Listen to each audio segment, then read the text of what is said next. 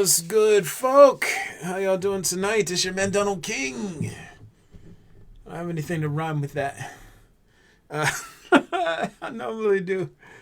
I'm terrible at that. For some reason, I have it in my mind that I'm a comedian, and I try my hand at it, and I come up short every time. Anyway, how are y'all on this cold, fine, frigid evening? Hopefully, everybody's doing good. Hopefully, everybody's doing good out there. I usually like to do Shoot the Shit Wednesdays, man, wherein, I just have people chime in and ask questions because I want to answer as many questions as I can, and I like doing it. I like doing things unrehearsed. The main reason why I like doing things unrehearsed is because I want you all to see me sort of struggle to read principles in real time and translate things into English language. Sometimes I fumble up my words. I'm sure that I can probably find better words to convey some of the concepts I'm trying to translate through what I see. But I want it to be. I don't want it to be this perfect sort of contoured and manicured thing. I want it to be free flowing. I want it to be something that is authentic, so that you can see in my way of conveyance that, I'm not doing deep social acting. I'm not trying to pretend. And more importantly, this isn't some great rehearsed thing. This is happening for real. It's happening in real time. I did the podcast the other day on the slave mind. And I was explaining what the slave mind is. The slave mind is basically, it's a mind that's accepted domestication, and not simply accepted domestication, but accepted the correctness of domestication and systems of domestication, e.g. power distribution chains and systems of authority and hierarchy structures and things of this nature. Like, when you have the slave mind, you think in terms of exploitation, right? You think in terms of, I have to live and benefit at the expense of someone else because someone else has lived and benefited at the expense of me. It's accepting the parasitic mind. Humans have this thing called free will, right? A lot of people don't understand what free will is, so I'll break it down for you. Humans, we are a transmuted species. That means we're a recombinant species, okay? So think about it like this. Earth is an organism. The phenomenon that ultimately became society landed on the body of this planet in the same way a pathogen would land on your body. Say like an Ebola virion, right?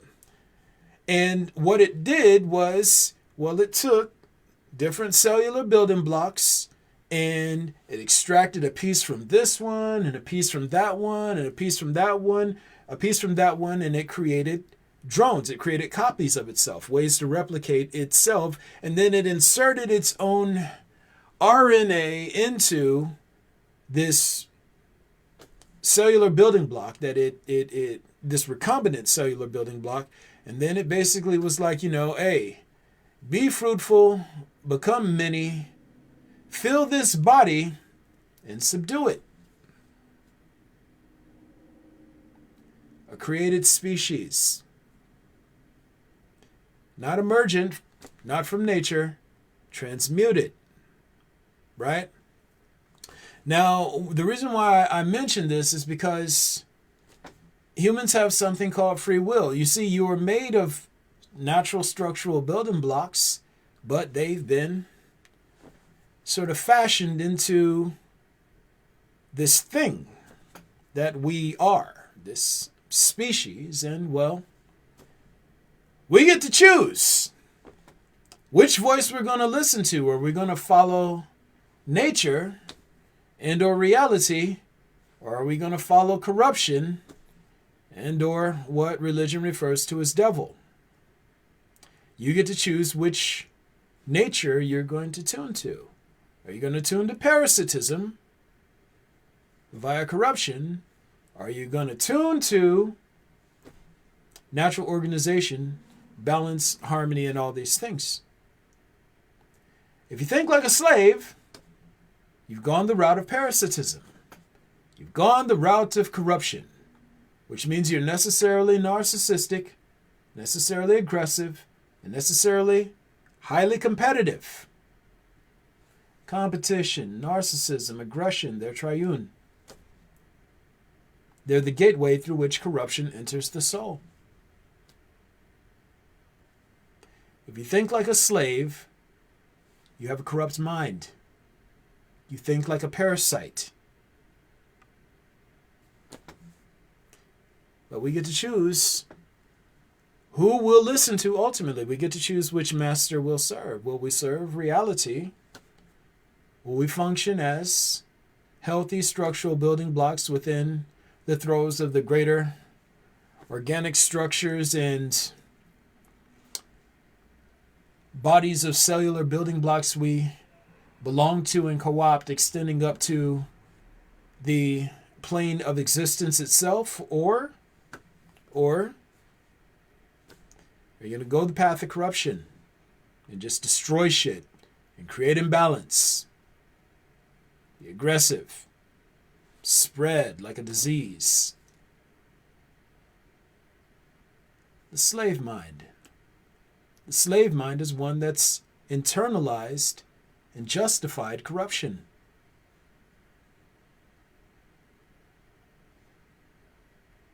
It doesn't have to do with the color of your skin or what genitalia hang or is missing between your legs. Are you corrupt or are you not?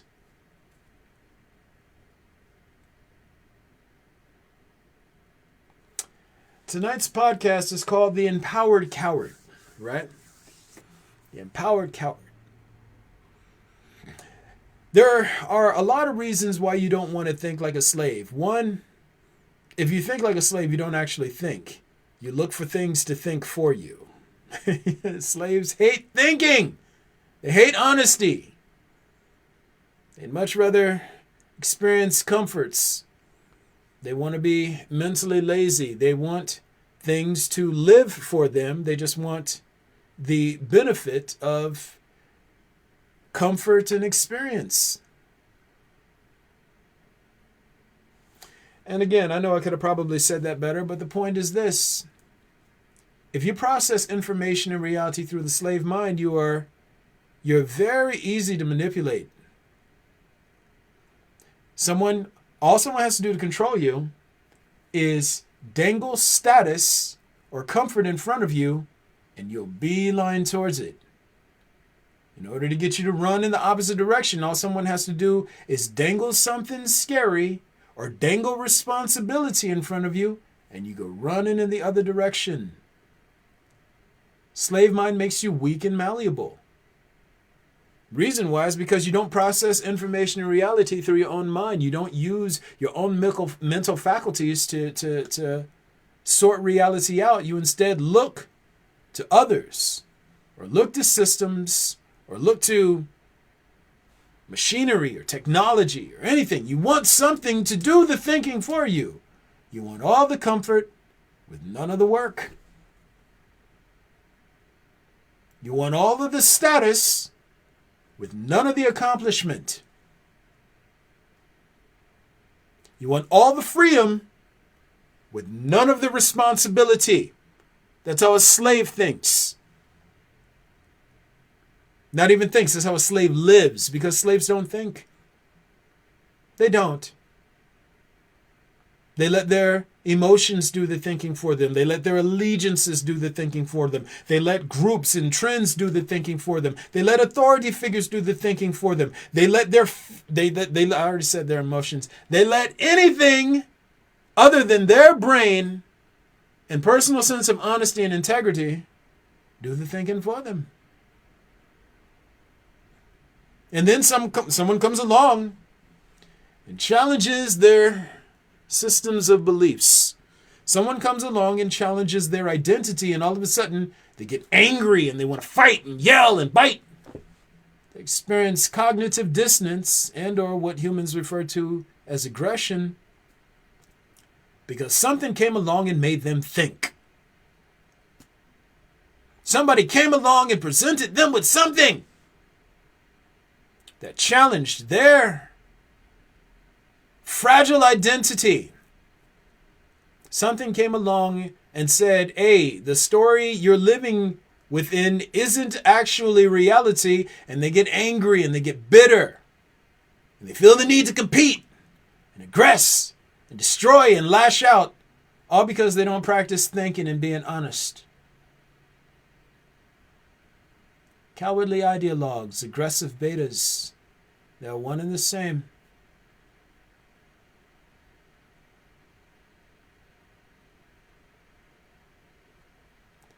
The slave mind. It's a bunch of Vegetas running around here pretending to be Gokus. They don't put in the work Goku puts in to break his own limits. They instead do the next best thing, and that is simply try to top Kakarot. Try to beat Goku. No intrinsic motivation towards life. No intrinsic motivation towards betterment. Only a desire to prevail over and or be superior to someone else. But that takes us into the point of tonight's podcast, the empowered coward. The empowered coward. What happens when you give someone of the slave mind any modicum of power? They become vicious, don't they? They become tyrants. If you give somebody who's poor, who internalized the value of money, if you give them any amount of money, what do? Go around trying to flex on people, trying to ball out. Big Willie it, right?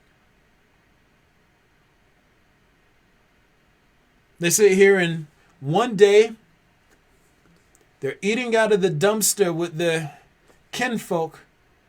The next day they get a little bit of money and all of a sudden this person who was right beside them the day before is beneath them. The person beside them is trash.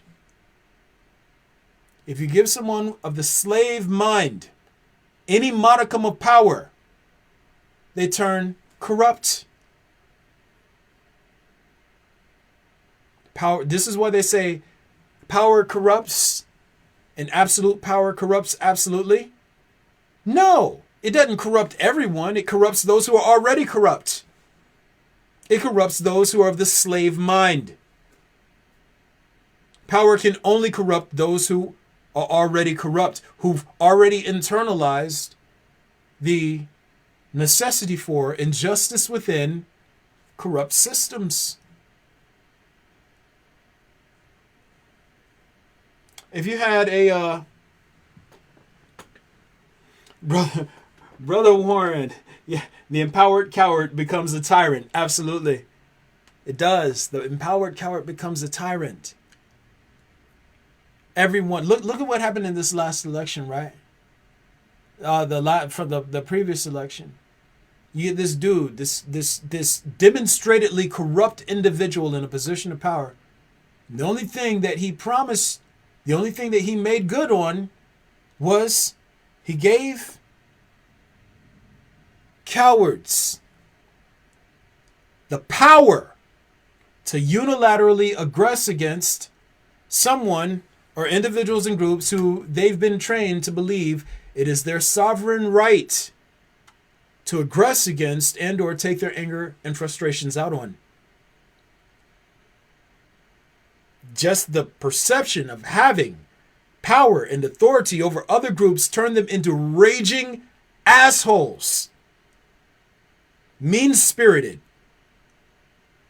Just full of vengeance and wrath and anger. Not even at the groups that they want to take their anger and frustrations out on, just at life and their own senses of powerlessness, but here someone comes and gives them the opportunity to unilaterally aggress, and they overlook all of the evidence pointing to the fact that this individual is corrupt to the core because he's empowered them. Not empowered them at the systemic level, empowered them to simply aggress against someone they perceive themselves to be morally superior to. Rick and Morty. There was an episode of Rick and Morty where they had this sort of situation. They went to this one planet and they had this sort of purge like scenario jumping off where, the wealthy would dress up and go out and kill all the poor. And, Rick and Morty, and you have to forgive my storytelling in this part right here. Rick gives Morty a power suit, right? And Morty, he puts it on and he starts, all of a sudden, he's no longer scared. He's no longer weak. He's empowered. He has the power to kill people. And all of a sudden, he just goes crazy killing people. Goes crazy killing people. He got a little taste of power. Immediately, he turned into a tyrant. A vigilante. The same thing that happens with crooked cops. You give them a badge and a gun, and all of a sudden, they get that little taste of power, and they go out and they find a reason, a way to kill some unarmed citizen. The slave mind. They're not brave. They're not tough. They're empowered cowards.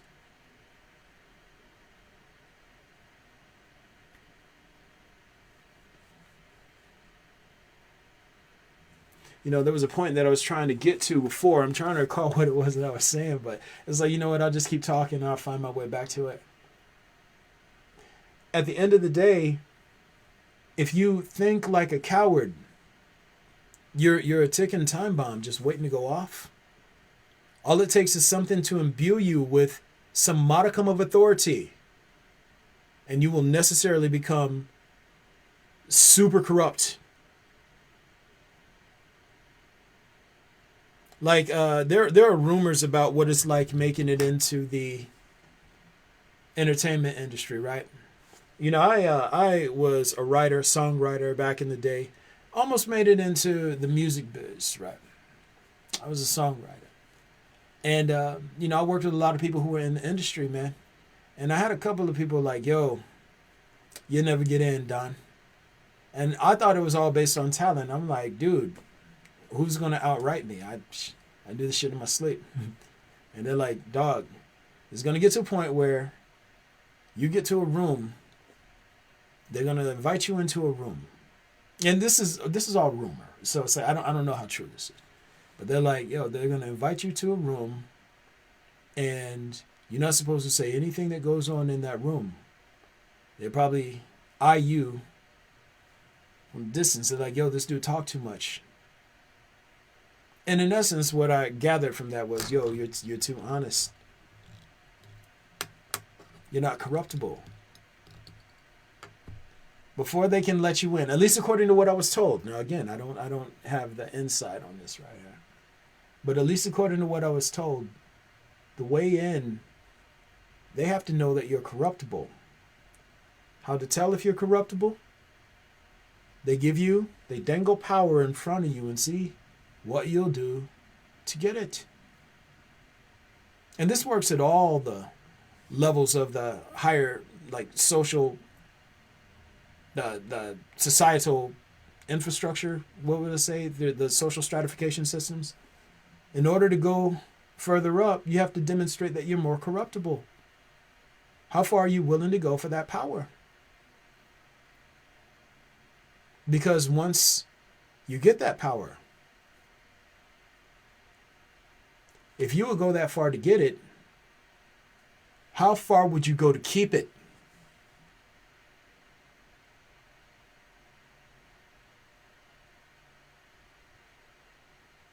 The empowered coward.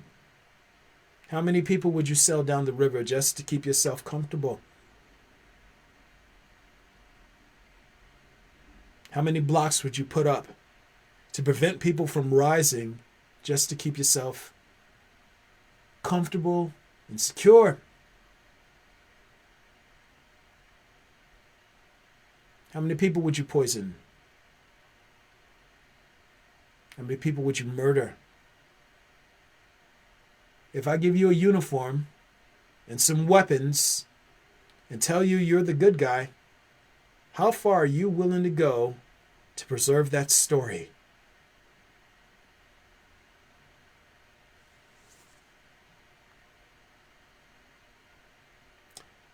Ironically, that's the difference between reality and society. Society rewards you based on how corruptible you are. Reality deals with you by and according to how corrupt you are. Reality doesn't care how far you're going to make yourself comfortable. All the negative impacts you make on the world around you and others performing within the world around you, they get charged back to you with unimaginable interest.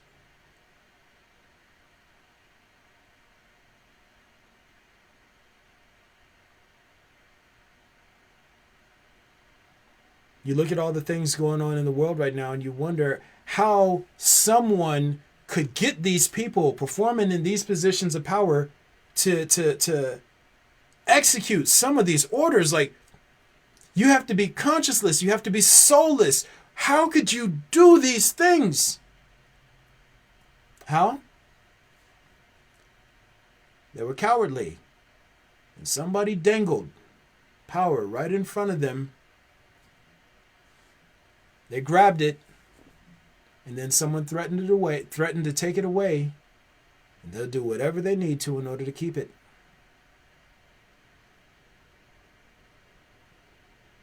To the tune of unimaginable consequences in reality.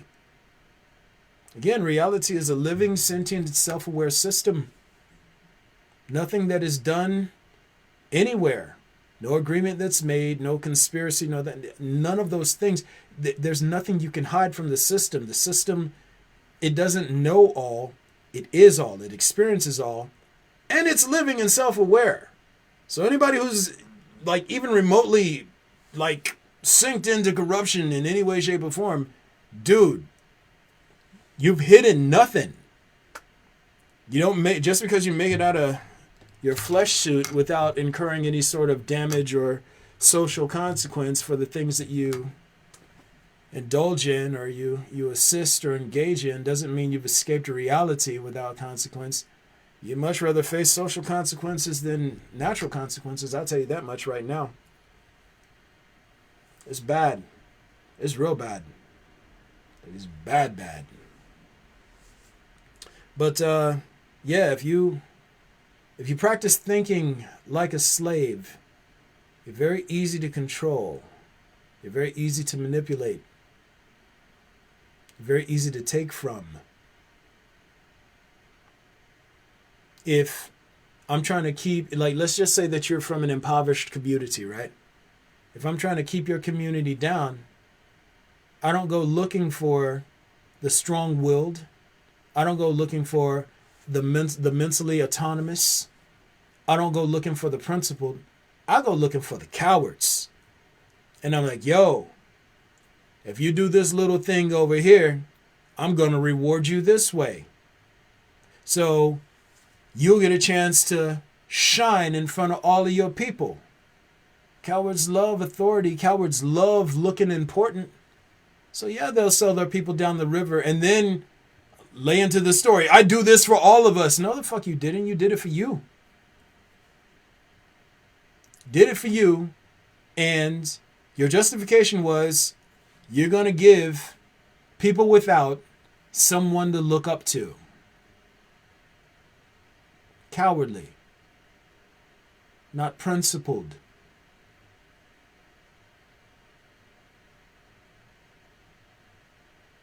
You give a coward a little bit of money, and the only thing they want to do is ball out. Look at me, I'm flossing, y'all jealous.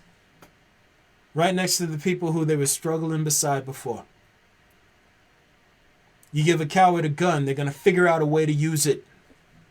and someone to use it on. You give a coward any sort of situational advantage, and watch them weaponize it against others, towards trying to subdue others to their own need to feel important. You see how many people come around trying to flex their little knowledge against me? Oh, you need to study this and you need to study that. They went and they learned this little human knowledge, and they tried for some reason think that they're fit to try and flex their little human knowledge against reality-based reasoning. Like, it never works, but still, they get a little bit of knowledge and they turn it into a weapon. They get their belief system and they turn it into a weapon. Always trying to subdue somebody, always trying to flex on somebody, always trying to make somebody small so that they can be big. It's the mind of a coward. It's the mind of a slave. Slaves, and my homeboy, he put some link to an Oprah thing on my page the other day, and it was talking about why not to use the word slave.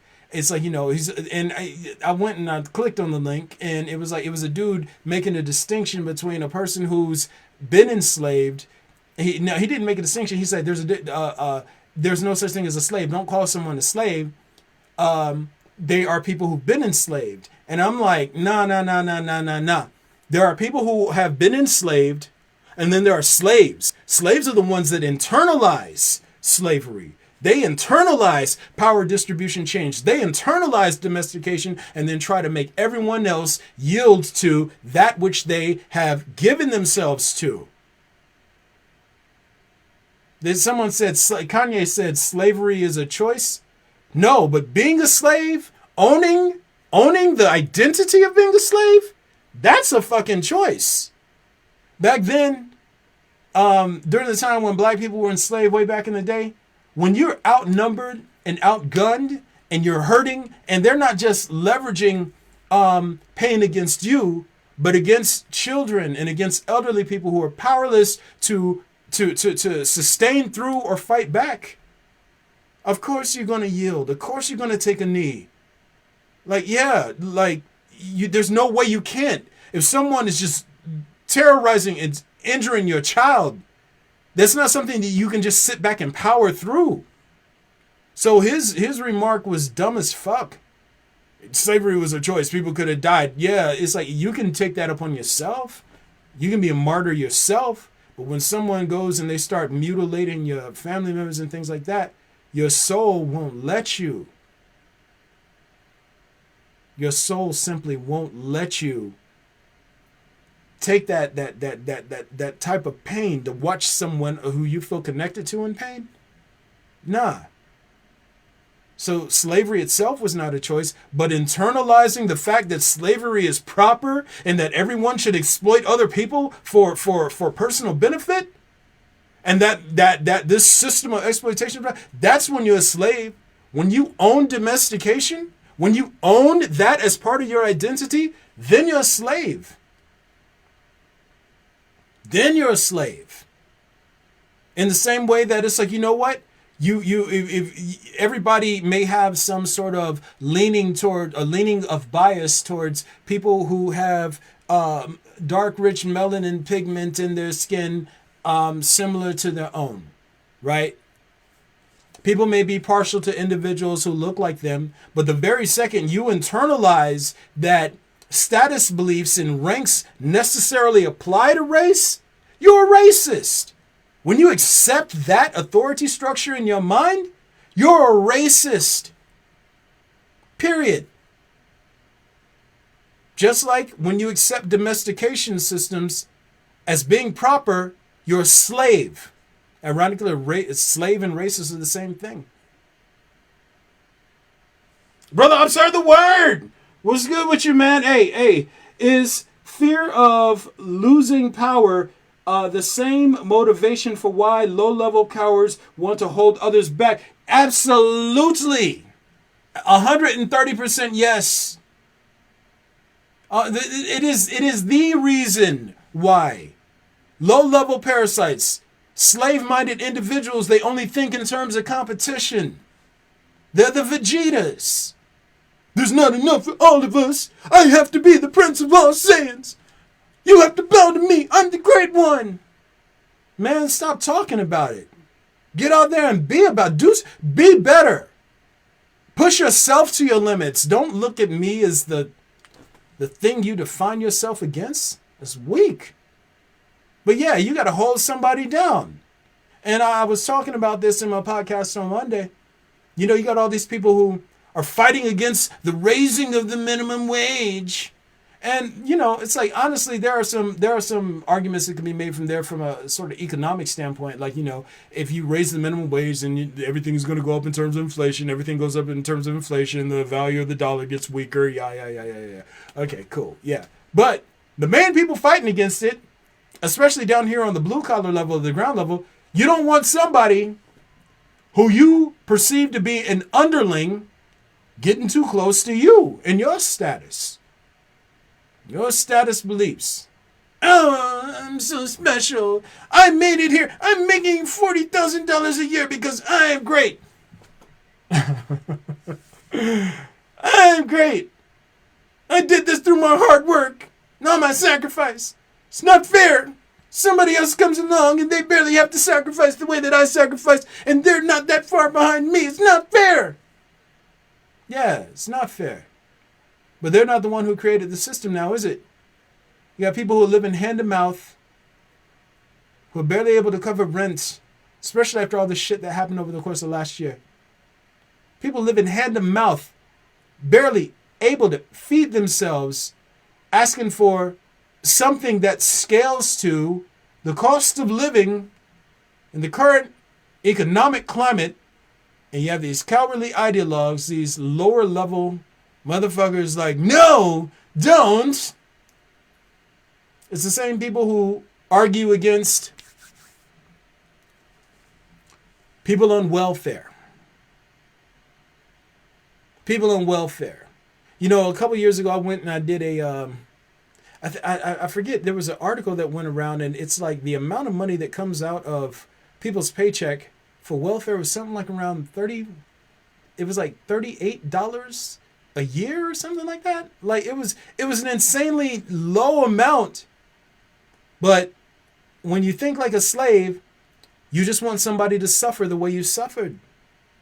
You don't want to heal the problem. You don't want to fix the problem. You just want someone to suffer the way you see yourself as having suffered. How dare them get a free ride? No, I want them to work for earn your money, earn your keep. Fucking slave mind. It's weak. Hey, slave, why don't you stand up to the society that's picking your pockets every day? Why don't you stand up to them? No. The people beneath me just need to work harder. But here they work harder and they start making as much as you. They surpass you. Oh no, they cheated. It's a slave. It's weak. It's cowardly. Everything is based in competition. Everything is based in how you see yourself in relation to others. It's pathetic. On every level, it's fucking pathetic.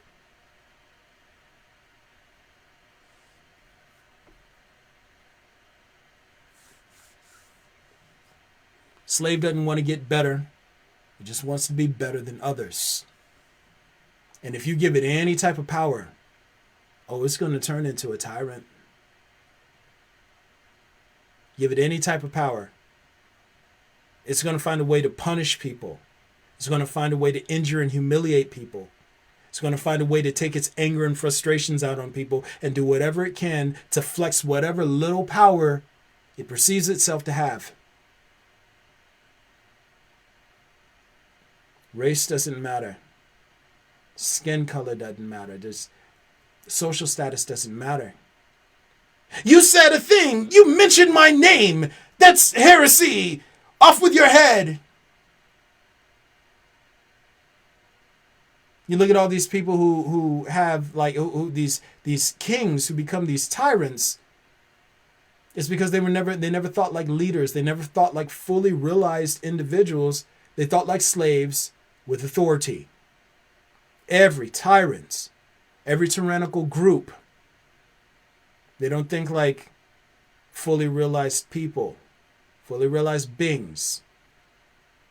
They think like cowardly ideologues, aggressive betas, slaves with power. They're weak.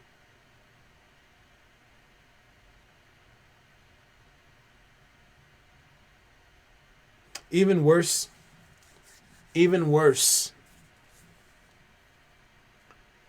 slaves with power get drunk on power really quickly. They're lightweights. They get a little taste, and they're off their rocker already.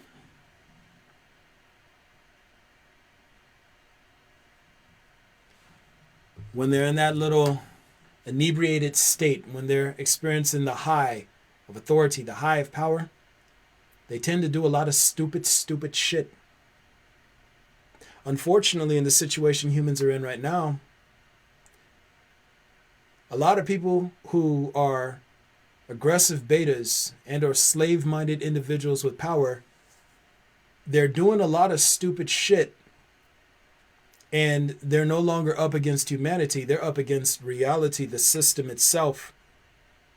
They're incurring massive damage as the microseconds pass. It's bad. It's the reason why you don't want to be a slave. It's the reason why you want to practice reasoning and honesty. It's the reason why you want to get out of that mentality where you see yourself as living in relation to others. Flexing on humans is easy. Especially flexing on slave-minded humans is easy. You can't flex on reality, though. You can't. And if you try, those consequences are just unfathomable. They're unfathomable. I tell you this, a lot of times people think that I'm speaking from a space of judgment. But no, what you need to understand is like, I'm speaking from a place of experience. I was a cowardly ideologue, or at least I wanted to be one. I just wanted to be part of the group. I wanted to look important. I was a raging narcissist. Before I could get access to the avatar perspective, reality itself, God, was like, yo, before you even get access to that type of mental power, before you get access to any of that, we need to purge that narcissism from you. And then began my enlightenment phase, which was just fucking brutal. It was brutal.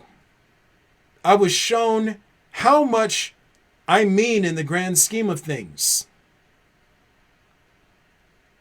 Before I could be given this type of power, before I could be given access to this type of power, I first had to not think like a slave. Which is why when I tell you all about the slave mind, I'm not doing it from a space of superiority. I'm telling you from experience. Dude, like, it doesn't make you strong. All that bravado, all the chest thumping, all that attempting to weaponize anything you can get your hands on against others, it doesn't make you strong. It makes you weak as fuck. It makes you weak. You want real power? Real power is on the other side of your fucking ego. Real ability is on the other side of your pride.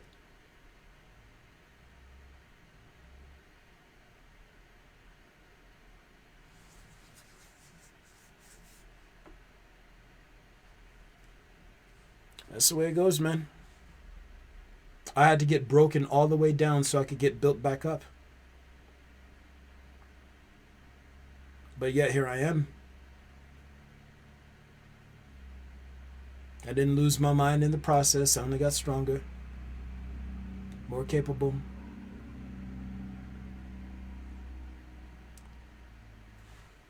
When you think like a slave, no amount of acquisition will ever make you free. No amount of attention will ever be enough. No amount of excess will ever be enough for you. When you think like a slave, you think like an aggressive parasite, a thing that consumes without purpose or function. The problem is, when you think like that, when you behave like that, when you act like that, when you live like that, you create imbalances in reality that necessarily have consequences that you're not prepared to pay, that you're not prepared to face.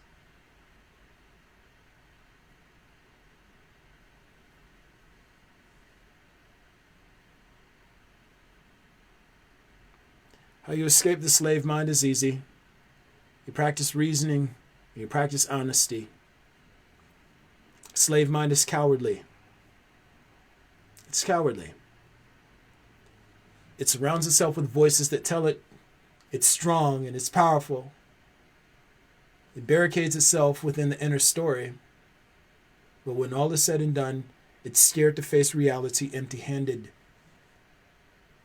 You know how you get brave? Practice reasoning and honesty, man. You practice facing the mirror and owning up to your shortcomings, owning up to your weaknesses and frailties, seeing all the ways in which you're not ideal, and all the ways you don't match the story you try to sell the world around you, and you live with that shit. You stand in the flame of truth and let truth burn away everything that isn't real.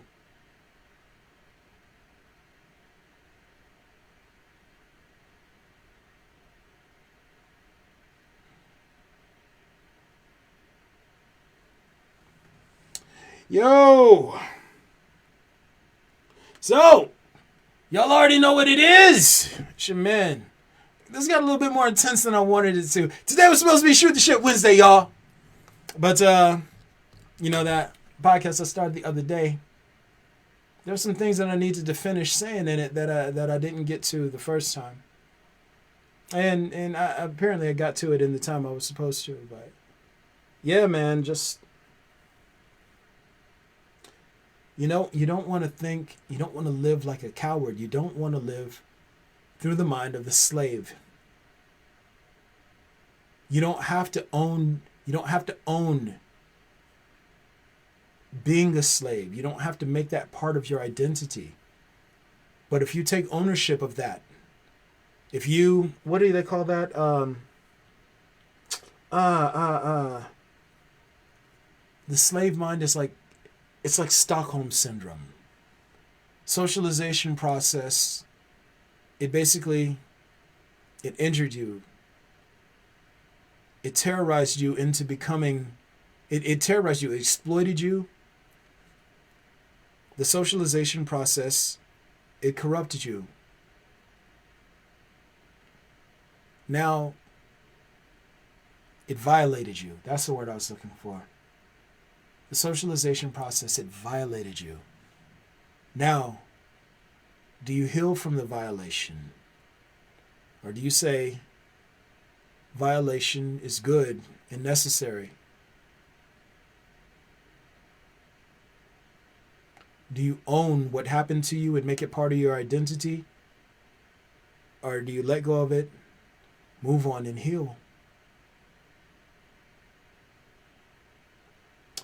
Yo, let me see. We are on. Oh wait, hold up. We got another. We have another interlocutor down here. Miss Susie Green. She says, confused humans conditioned by society. It starts from a very young age. Play games with kids where they don't compete against each other, but win as a team. Praise your kids, but also teach them to deal with disappointment. Teach your kids to express their feelings instead of suppressing them. Yes, very nice, very nice. And I'm going to add on to that. I think that you know, we have to start helping children learn how to distinguish what they learn through institutions from how things are in reality. What they learn in institutions is basically what's agreed upon by a large group of people. It's what you learn at the institutional level. It is a consensus that basically kids learn to accept as reality. And if you can teach kids to learn the difference between consensus and or what humans agree upon among themselves, and how to investigate things and find out how things are in reality. If kids learn how to know the difference between what should be taken on authority and what is consistent with reality, I think that would clear up at least 70% of the problems humans face as a species. You know what I'm saying? We can play. I don't think that it's necessarily wrong to have fun and games and, you know, have contests and things of that nature. I do know that the ideologue is strongly given to competition for the sake of gaining superiority over others, which plays into narcissism, which plays into aggression. So I think that's something that it's like, you know, I probably want to unpack the principles around that and see what it looks like moving into another show. But yeah, thank you for your contribution. Thank everyone for your contributions. I appreciate you. Guys, it's getting close to that time, so I'm going to go ahead and try and wrap this up here. Y'all know that I'm shooting this on Facebook Live. Facebook Live. You always know Mondays and Wednesdays at 7. I'm going to shoot these podcasts. You can also catch me on Instagram. I'm Avatar Cycle XIII. That's Avatar Cycle 13. Also on my YouTube channel, I post all of these podcasts either the same night or the next day. So if for whatever reason you want to circle back and see what I'm talking about and whatnot, you can always get back to that. And also you guys can find me on Medium. I post tons of content there. I probably logged 2 billion words over the last decade or so. Possibly more. I don't even know. I'm a prolific writer. Maybe not a good writer, but prolific. Also, you guys can feel free to join the Patreon family. I'm also Avatar Cycle XIII, Avatar Cycle 13. And if you get any sort of appreciation out of what I do and you just want to bless your boy with a little love, you can always hit me up on Cash App at Donnie King. Donnie King. All proceeds go to trying to build this up to a larger platform, because ultimately I want to reach as many people as I can before I'm out of this body. Don't know how many years I got in this flesh form, and don't know how long this flesh suit is going to hold out, so I want to help as many people as I can. You know what's really cool? Y'all know what's really cool, man? What's that? Brother Warren came back in right here. Ideologues support competition for the sake of gaining power by divide and conquer. This brother... You on fire, man. You on fire. Absolutely. Absolutely. I'm so happy that I'm getting such quality people in my life right now, man. Y'all don't even know, man. It's like for the last 10 years or so, 90% of the people who come to me, they come to me with competition and aggression. They want to attack. Lately, so many people have been coming to me on inbox like, yo, thank you so much for helping me make sense of this. Thank you for doing it. I really learned a lot from you lately. Not lately. They say I've really learned a lot from you through the years. Thank you for helping me make sense of this. Thank you for helping me make sense of that. And it's really funny. It's been so many people coming to me like that lately. And the reason why I'm saying it's funny is because when I'm talking, I never know who hears. If you actually look at my posts and you see how many likes and comments I get, for me having 2,000 some friends now, I get maybe 5-10 likes or whatever. I put it out regardless of whether or not anybody sees it, because it's my job to. I'm supposed to. That's what comes with this. That's what comes with this. This role. I have to do it, and I don't know the audience. I don't know who I reach, if I reach anyone, and to know that somebody out there is listening and that people are benefiting from what I'm saying, that means everything. Like, it's kind of like, build it and they will come. And you built like this tall tower and no one's around. And you're sitting down here and you're like, well, I guess I have to keep building, whatever. I can't concern myself whether or not anyone's coming. And all of a sudden you look up in the castle and it's like 5 or 10 people waving down at you like, hey, man, this shit is fire. You're doing all right. And you're sitting here like, see, like you don't know if anybody's going to show up. I don't know if anybody's going to hear. I don't know if anybody's listening or interested to. I just do it because I'm supposed to. And the fact that it's having a positive impact on, at least on some people, that means something. And for you all who are kind enough to share with me that you benefit from what I'm doing and that you appreciate what I'm doing, my humblest thanks. Genuinely. Oh, Brother Warren came back in. I'm just listening and taking it in and thinking, bro, Donald King, that's my brother. I'm appreciating you, man. I appreciate all of y'all. I really do. This is not an easy thing to do. Like, if this fell in your lap, and honestly, if I knew that being what I am came with the sort of baggage that it comes with, and that you would have to be this lonely and this hurt and this betrayed and all this other stuff all the time, if I knew that on the front end, I probably would have went running for the hills, man. So whenever you get any sort of positive feedback, it's always greatly appreciated, you know? Yo, man, I appreciate y'all. I love y'all. It's your man. I'm out.